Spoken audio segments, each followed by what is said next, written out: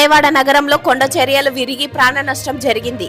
విజయవాడలోని మొగల్రాజపురం ప్రాంతంలో కొండ చర్యలు విరుగబడి 6 మరణించారు. ఈ ఘోర సంఘటన ప్రజల హృదయాలను కలిచివేసింది. మరికొందరు గల్లంతయ్యారని సమాచారం. కొండ చర్యలు విరిగిపడి ప్రాణ నష్టం సంభవించిన ప్రాంతాల్లో సహాయ చర్యలు కొనసాగుతున్నాయి. ప్రభుత్వం తక్షణ చర్యలు తీసుకుంటూ గల్లంతైన వారిని రక్షించడానికి ప్రయత్నిస్తోంది.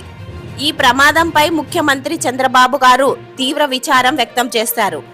అతను బాధిత కుటుంబాలకు ప్రగాఢ సానుభూతి తెలుపుతూ వారికి అండగా ఉంటామని చెప్పారు. ముఖ్యమంత్రి చంద్రబాబు నాయుడు గారు బాధిత కుటుంబాలకు 5 లక్షల రూపాయల చొప్పున పరిహారం ప్రకటించారు. ప్రభుత్వం బాధిత కుటుంబాలకు అన్ని విధాలుగా సహాయం అందిస్తుందని ఆయన హామీ ఇచ్చారు. ముఖ్యమంత్రి గారు ప్రజలను అప్రమత్తంగా ఉండాలని, వాతావరణ శాఖ సూచనలను తప్పనిసరిగా పాటించాలని కోరారు. ఈ ప్రమాదకర వాతావరణ పరిస్థితుల్లో ప్రజల రక్షణ అత్యంత ముఖ్యం.